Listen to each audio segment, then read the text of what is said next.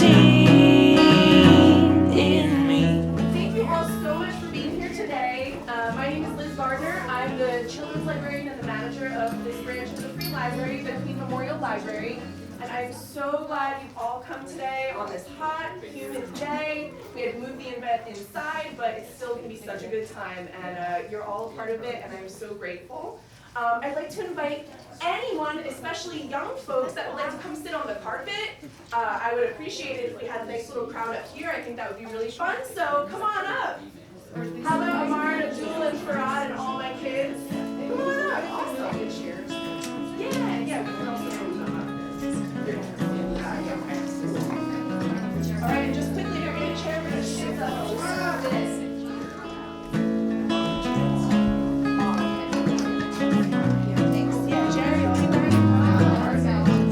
Sprawled beneath tattered sheets, green pebbles were gazed on me, nights dry to see. Okay. I'd also like to take a moment to thank our generous sponsors for today's event. We don't have a representative from the Le Meridien Hotel on Arch Street, but they were generous enough to comp Kay and her husband's room to stay in Philadelphia, so we are so grateful to them. We also have Mural Arts, which is present today and also provided all the refreshments and some buttons and postcards. And Neighborhood Gardens Trust, who is also here today and offered up their garden space for us to use. I want to remind everybody the mural is just about a block away. If you walk down to 22nd Street and go up about half a block, you can't miss it. So please, I hope you'll all take a chance to stop by after the event today, and that would be perfect. So without further ado, I want us to all join in applause for Keith Haring. Thank you so much. Thanks, everyone. I'm going to sit because I'm going to read the story, and I want the kids to be able to see the book as clearly as possible. But I think I'll talk a little bit about Keith and read the book, and then if you have any questions, either about the book or why I wrote it or anything, or about Keith, we can discuss that. And then there are some great displays in the back room and some more snacks. And I will be around. You can purchase the book. Actually, $5 out of every book purchase is being donated back to the library. And then I will sign books also. Okay? So, everyone sitting on the rug here, have you read this book?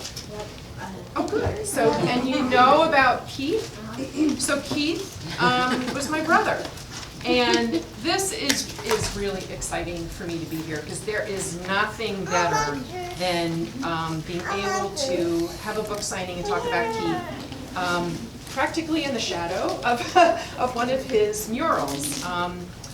I think Liz made a great call, though, with us being inside today because it looks like it would have rained on us. But you've all seen Keith's mural that's painted down the street, right?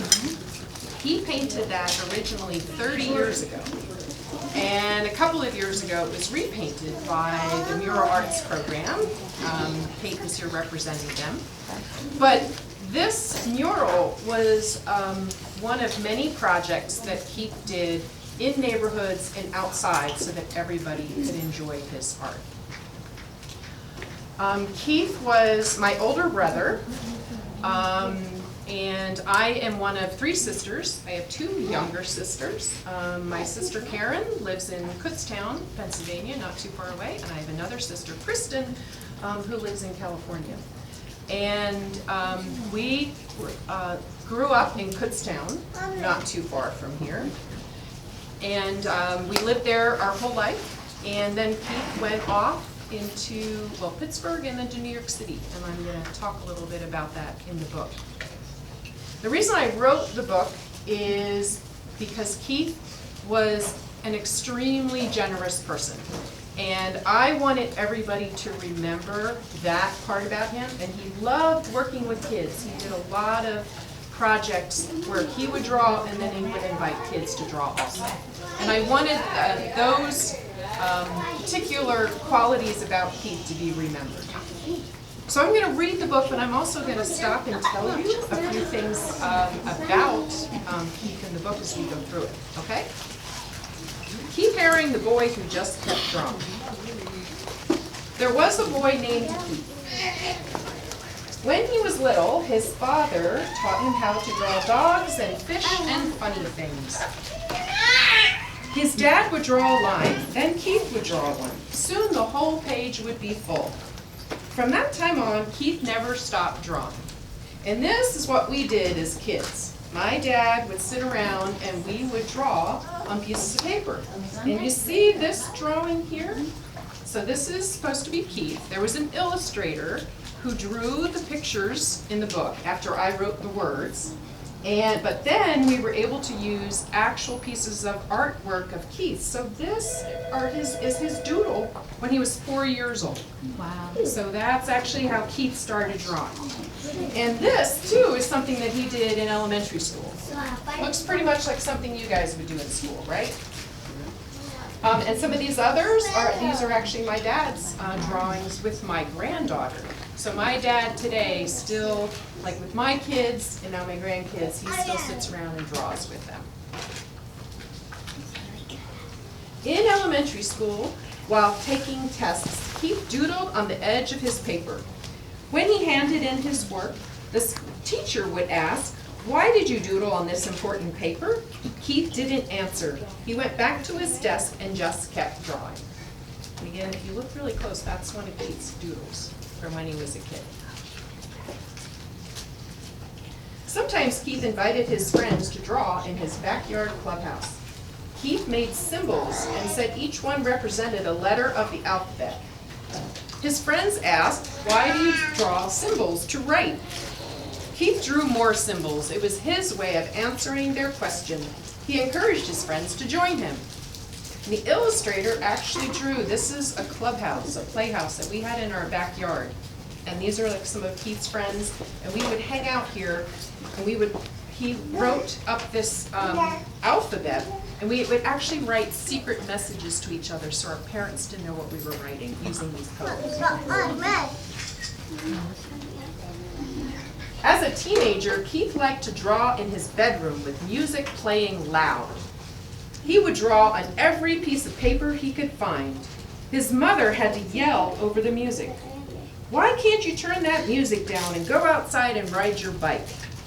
But Keith had sold his bike to buy art supplies, so he answered, "Look at the cool drawings I did." And he just kept drawing. And these are actually drawings that he did when he was in high school. This was one, again, if you later, you can look really close at it, or you have copies here in the library. This is a birthday card that he made for my sister, Kristen, when she was 7. And if you look really closely, you can find all sorts of 7s. There's 7 pigs, 7 hands, 7 smiles. So he did that for her, and this is the kind of stuff that he was doing like when he was a teenager. And he was doing this all the time. He was always drawing. When Keith was in high school, he won first prize for his art. A successful couple from town offered to buy the drawing. But Keith said, "No, thank you. If you enjoy my art, you may hang it on your wall, no charge." Keith's sisters were shocked. "Why didn't you take the money?" they asked. Keith shrugged. He just wanted to keep drawing. This is me with my goofy glasses. Yeah, I know. Yeah. Remember those hexagonal-shaped glasses? Keith graduated from high school and went to the big city of Pittsburgh to a school that would teach him about art. There were boys on the street trying something new, breakdancing. He liked the crazy shapes of their bodies as they turned and flipped on the ground. While the music played loud, Keith started drawing wiggly lines. And this is something he actually drew when he was in Pittsburgh. The teachers asked him, "Why are you drawing pictures that look like scrambled bodies? This is not what we told you to draw." Keith knew how to draw. He just wanted to draw in different ways. And he kept drawing. Keith moved to the huge city of New York when he was 20, so he could draw with other artists. he started to draw all over the city, on walls, on sidewalks, on paper that he hung on lampposts. His drawings were washed away by the rain or torn down by street cleaners. Other artists asked Keith, "Why do you draw in places where your pictures are erased?" Keith didn't hear them. He was searching for another wall so he could keep drawing. Again, if you look, this was what sometimes a wall in New York City looked like. Maybe in Philadelphia too sometimes. But these are some of his drawings. Babies and this dog, that's one of his drawings way back in about 81. And he and other artists, this is another famous artist, Jean-Michel Basquiat, would draw crowns. This is his friend Kenny Sharp, and he drew these sort of funny faces. And that's what the artists were doing all over the city. Keith got a job delivering packages and sometimes rode the subway. One day he saw a panel of black paper on the wall in a station. He rushed outside to buy chalk and came back down to draw. The white chalk made bright, smooth lines on the black paper. Day after day, Keith filled the empty panels in the subway station with art. Soon people who rode the subway were looking for the white chalk drawings. No one knew the name of the artist, but his drawings were easy to recognize. People asked him, "Why are you drawing here? What do your pictures mean?" And he said, "What do you see? You decide what they mean." Where Keith lived, there was trash on the street, and people didn't always say hello to each other. One day, he and his friends cleaned up 20 bags of garbage in front of a long wall. Then Keith painted square faces with smiles and body shapes dancing upside down. The neighbors liked the drawings and stopped to say thank you. A policeman came by and lectured Keith. "Why did you do this? I have to give you a ticket because you didn't get permission." Keith paid the fine and just kept drawing. How much was the fine? I don't know, but I know sometimes he also got fines when he was drawing in the subway. I think it was like sometimes for $50. I actually took this picture when they recreated this mural in New York City. When they did a celebration when Keith would have been 50 years old. And now this wall up in New York, they have different artists that paint on it all the time. So even though the mural changes, and this was up just for a short time, now it's a place where different people paint their murals all the time. Soon people wanted to see more of Keith's drawings, and he was asked to display his work in an art gallery. Art was hung from floor to ceiling, and in between he painted on the walls. All of Keith's artwork sold, and the gallery owner asked him, "What are you going to do with all of this money?" Keith said, "I read in the newspaper where there are kids who don't have enough to eat. I didn't have this money yesterday, and I was happy. If I don't have the money tomorrow, I'll still be happy. All children need to eat. I'll send the money to them." And he did. The gallery owner gasped, "Why?" But Keith just smiled and started to draw again. Now people were inviting Keith to draw in famous museums and exhibiting galleries all over the world. He was proud that he had become a successful artist.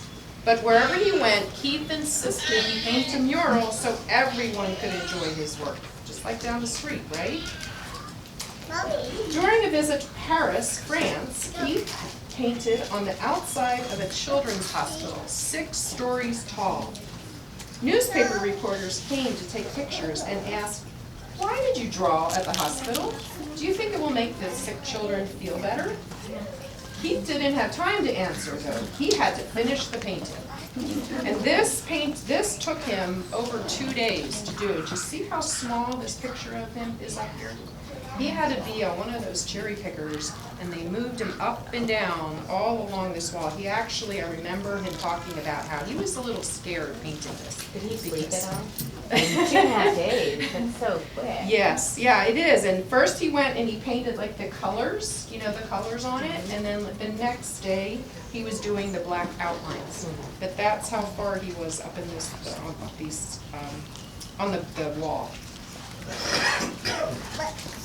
When the Statue of Liberty was 100 years old, Keith drew an outline of the famous statue on a huge piece of vinyl fabric. Then he asked 900 kids to help him finish the drawing. Keith told them, draw anything, whatever you want. No one can say it's bad or good, it's yours. And this took a whole week. Keith did this outline, and there's a picture in the back. You can see a better outline. This is just the torch. Remember the Statue of Liberty has the torch? And then all these kids came, and they took a whole week, and they all came and they painted in different parts here. When the giant painting was displayed, people were amazed to see what Keith and the kids had made. But the art critics couldn't understand why a famous artist was drawing with kids. But you know Keith, he just kept drawing. Keith painted all over the world. He would draw on anything, anytime, anywhere. He just kept drawing.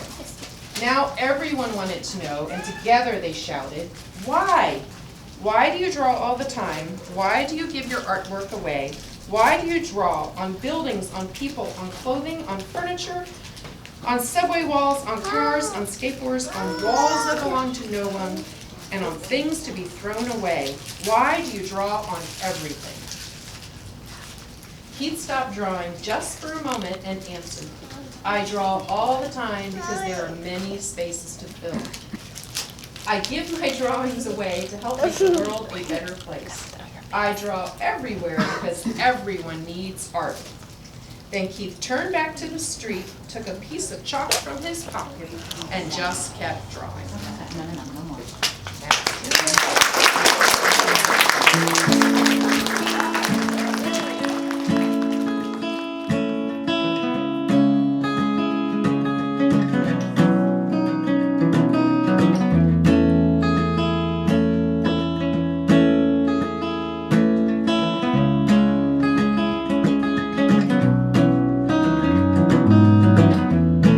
We sprawled beneath tattered sheets. The blue-green pebbles would gaze through me. And I'd stride